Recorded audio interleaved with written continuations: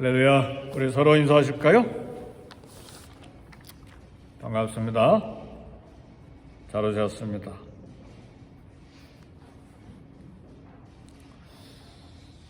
아마 여성들이 젊은 미혼 아직 결혼하지 아니한 여성들이 가장 기대가 되고 또 가장 감동되는 순간은 사귀었던 결혼하려고 했던 남성에게 청혼받는 일일 것입니다. 그래서 남성들도 그날을 귀하게 여기기 때문에 그런 날은 돈이 많이 투자되는 날이죠. 그렇죠? 빈손으로 청혼하는 게 아니잖아요. 또 반지도 준비하고 또 좋은 음식점도 미리 생각하고 그렇죠. 특별한 이벤트를 만들기 위해서 특별한 시간, 특별한 장소 그런 환경들을 생각하는 경우도 있습니다. 오늘 말씀은 장가 들겠다고 하는 하나님의 청혼입니다. 할렐루야. 오늘 우리가 읽어본 말씀 보면 19절에서 20절 사이 보면 내가 내게 장가들어 19절 하반절에도 은총과 긍휼히 여김으로 내게 장가들며 20절에도 진실함으로 내게 장가들리니 내가 여호와를 알리라. 하나님이 남편이 되어서 이스라엘 백성들에게 장가들겠다고 말씀하십니다. 그런데 이 고백이 너무나 감사한 것은 한 번 결혼했다가 떠난 호세아의 아내 고멜을 향한 남편 호세아 선지자의 아내에 대한 그런 또 고백이기도 합니다. 떠나서 멀리 그냥 몸을 팔고 이제 다 세월이 흘러버려서 늙은 몸이 돼서 이제 포주가 더 이상 이용 가치가 없으니까 이렇게 노예로 팔아버리려고 하는데 내가 다시 당신에게 장가들겠습니다. 이제 그런 말씀이에요. 그러니 이 안에 고멜은 얼마나 감격스럽겠습니까?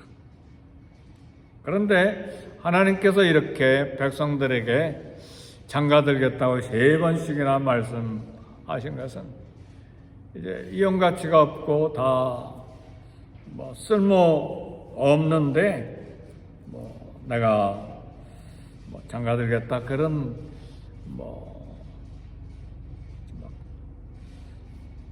아무런 가치 없는 결혼을 말하는 것이 아니라 완전히 새로운 신부처럼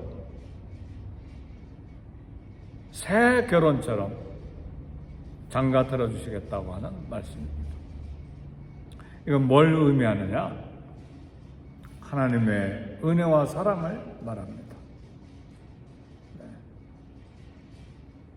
호세아 선지자의 아내 고멜은 이스라엘 백성들을 말하죠.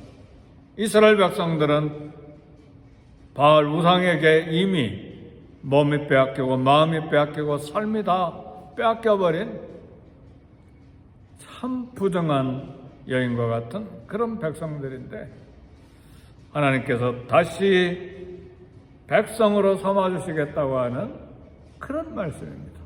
내가 너에게 장가를 들리라. 신앙생활하면서 느끼는 것, 깨닫는 것 한 가지는 우리 하나님에 대한 깨달음인데 하나님은 사랑하는 백성들에게 사랑의 매를 대신다는 것입니다. 본문에서 하나님은 백성들이 바알신을 만나지 못하게 가시덤불로 막고 그 길을 찾지 못하도록 담으로 길을 막으시고 죄 짓는 길을 막아서서 피하게 하시고 막으시는 것. 죄 지으려고 갔는데 길이 다 막혀요. 죄 지으려고 사람을 만나러 갔는데 못 만났어요. 길이 어긋났어요. 죄 지으러 갔는데 사고가 나서 죄 짓는 장소에 도착하지 못했어요. 이게 하나님의 사랑이라는 말이죠. 엄청난 사랑이에요. 목적을 이루지 못한 게 하나님의 사랑이죠. 백성들이 하나님이 주신 시간과 은사를, 이 시간과 은사는 삶의 전부잖아요. 이 삶의 전부를 가지고 하나님은 백성들이 그걸 가지고 바알에게 드려서 바알을 섬기면 하나님이 하시는 방법은 또 주신 모든 시간과 은사들을 다 빼앗으세요. 그것도 하나님의 사랑이에요. 끔찍한 사랑이죠.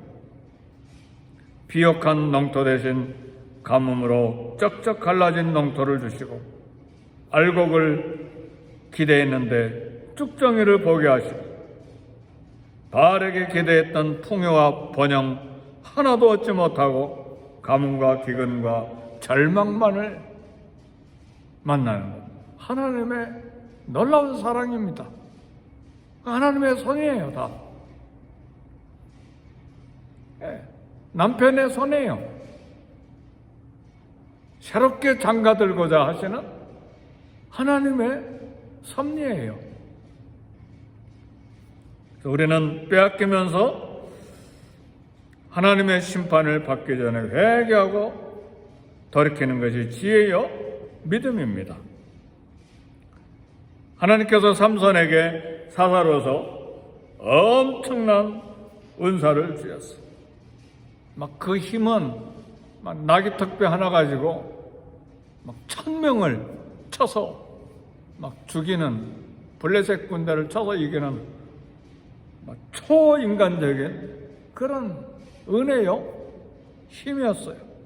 근데 그 받은 은사를, 그 힘을 하나님을 위해서 써야 되는데 정력을 위해서 쓰다가 두 눈이 뽑혀버렸어요. 그제서야 깨닫고 회심하고 이제 마지막 남은 힘을 하나님을 위해서 마지막 사용하다가 죽었는데 안타깝잖아요. 우리는 그렇게 빼앗기고 비로소 깨닫고 회개하고 하나님을 섬기는 것이 아니라 빼앗기기 전에, 하나님의 간섭을 받기 전에 돌이켜서 하나님께 헌신하는 것이 축복입니다. 왜요? 그분은 우리의 남편이요 우리의 신랑이시기 때문에. 더러운 탕자도 마찬가지잖아요. 아버지 집에서 그대로 일상이죠. 지루하게만 생각하죠. 일상이 축복인 거 아셔야 됩니다. 아무런 기적도 없고 아무런 새로운 재미도 없고 늘 밥 먹고 일터에 가고 밥 먹고 일터에 가고 집에 오고, 이게 얼마나 지루하고 평범하고, 근데 그게 축복이라 그 말이에요. 근데 새로운 신나는 일을 만들기 위해서 막 재산을 다 받아가지고 먼 나라에 가서 한번 해보니까 막 신나는데 다 잃어버리잖아. 다 잃어버려. 배가 고파서 돼지가 먹는 쥐염 열매도 그것조차도 없어서 먹지 못하고 아버지께 돌아왔는데, 그때서야 회심하고 돌아와 아버지 품에 안기고 나머지 삶을 드리는 것. 네, 평범한 일상이 축복인 것을 알고 그대로 아버지를 섬겼다면, 그대로 신랑이여 남편을 섬겼다면 얼마나 축복이었을까. 네. 이제 그런 안타까움이 우리에게 교훈이 됩니다. 그래서 우리는 우리에게 주신 것 하나님께서 간섭하시고 걱정하시기 전에 하나님 앞에 우리의 삶을 하나님께 드리고 우리의 사명을 감당해야 합니다. 오늘 호세아서 2장 19절 20절 내가 내게 장가들어 영원히 살되. 우리의 신랑이여 남편이신 하나님은 우리가 영원히 살기를 원하세요. 호세아 선지자도 아내 고멜과 영원히 살기를 원했어요. 비록 허물이 많고 결혼하기 전도 전에 허물이 많은 여인이었지만 영원히 살기를 원하셨어요. 공의와 정의와 은총과 긍휼의 여김으로 내게 장가들며 진실함으로 나는 진실하겠다. 진실한 신랑으로 진실한 남편으로 내게 장가들리니 내가 하나님을 알리라. 우리에게 하시는 말씀에 여기 하나님의 공의와 정의, 하나님의 은총과 긍휼 모두 다 하나님의 상품입니다.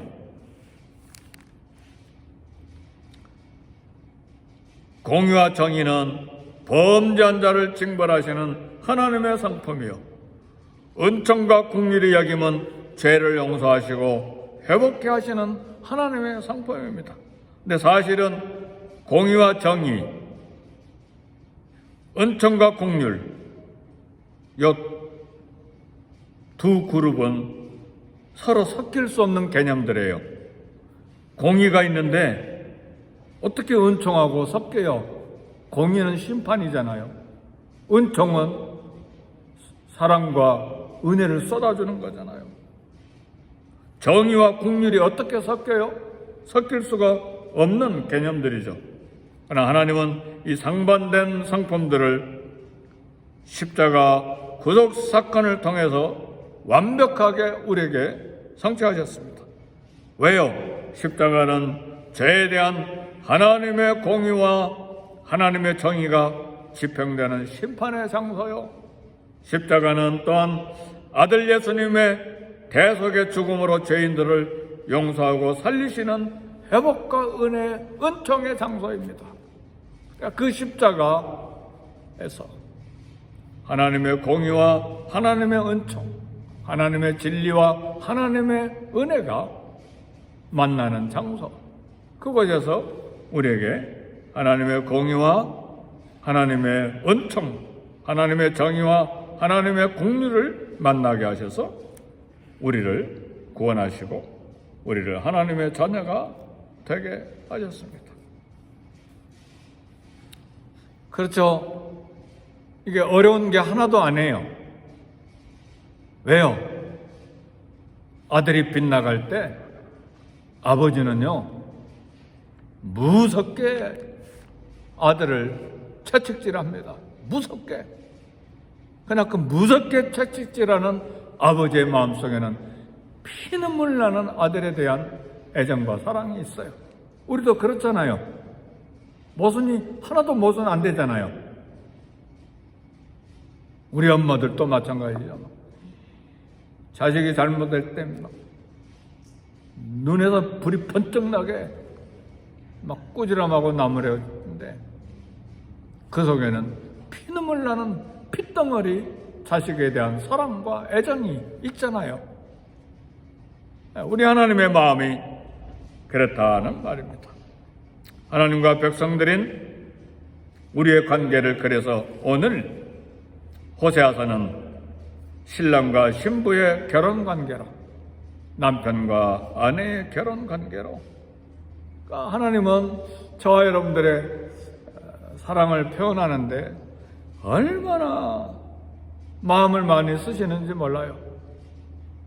어떤 때는 나는 창조주여 너희는 피조물이다, 나는 왕이여 너희는 백성이다, 나는 목자여 너희는 양들이다, 나는 주인이여 너희는 종들이다.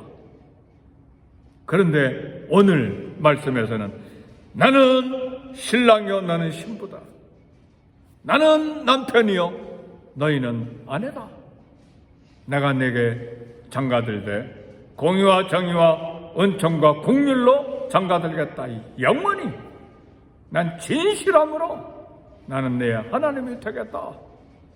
이 새벽에 우리에게 주신 말씀이요, 이 호세아서를 통해서 우리에게 주시는 하나님의 고백의 말씀입니다. 그런데요, 신부가 되게 신랑의 마음을 안 알아줘요. 욕심이 많아가지고. 그게 우리예요. 신랑은 온 인생을 다 쏟아서 신부를 맞이하라고 하는데, 신부는 마음이 계속해서 보석에게, 반지에, 목걸이에, 귀걸이에, 반짝반짝 빛나는 포도주에, 금으로 만든 옷에, 인류 디자이너가 만든 비싼 옷에 거기에만 관심이 있어요. 얼마나 신랑의 속이 타겠어요. 우리 아버지의 마음, 신랑이신 남편이신 우리 하나님의 마음은 신부의 마음을 원하시는 거예요.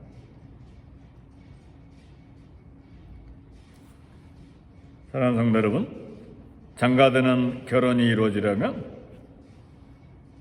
남편도 고백하고 아내도, 신랑도 고백하고 신부도 고백해야 되는데,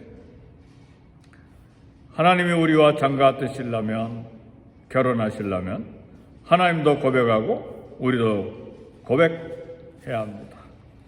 그래서 23절 우리 다 같이 한번 읽어봅시다. 시작.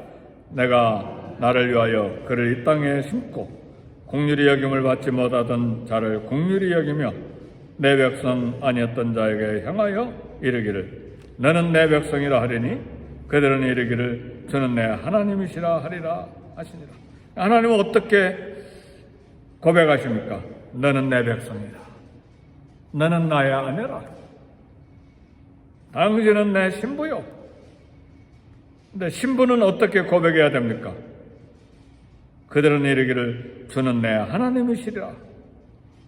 그러니까 신부도 우리도 백성도 고백해야 돼요. 여호와는 우리 하나님이십니다.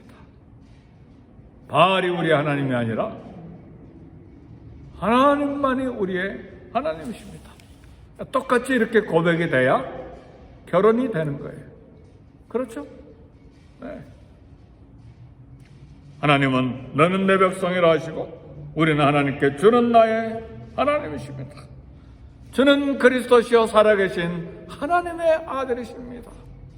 주는 나의 구주요 나의 목자요 나의 왕이요 나의 주인이요 나의 영원한 하나님이십니다. 신부의 고백이 이렇게 돼야 됩니다. 우리는 늘 일상이 불만해요. 재미가 없어요. 좀 재미있는 거 없는가? 그래서 떠나려고 하는 것이죠. 그래서 집 밖으로 나가려고 하는 것이죠. 그것이 호세아의 아내였던 고멜의 삶이었고 이스라엘 백성들의 삶이었고 오늘 우리들일 수가 있어요. 나 일상은 축복이라는 말이에요. 어제도 그런 비유, 가시가 발에 들어간 아들 비유 때문에 혼났던 목사님 이야기를 했습니다만, 늘 생활이 반복되니까 지루하고 재미도 없고 나태해지고, 근데 아들의 발이 가시가 박혀버리니까 수개월 동안 정신이 바짝 들어가지고 평범했던 삶이 얼마나 축복이었던가. 사랑하는 성도 여러분, 비록 굉장한 사건이 내 삶에 있지는 않지만 하나님 섬기며 또 일하고 또 오늘 또 내일 또 주님 앞에서 살아가는 건 거대한 축복입니다. 네. 갑자기 좀 우크라이나 전쟁이 일어났는데 사망자와 부상자가 우크라이나에만 100만 명, 러시아에는 사망자와 부상자가 70만 명. 정확한지는 잘 모르겠어요.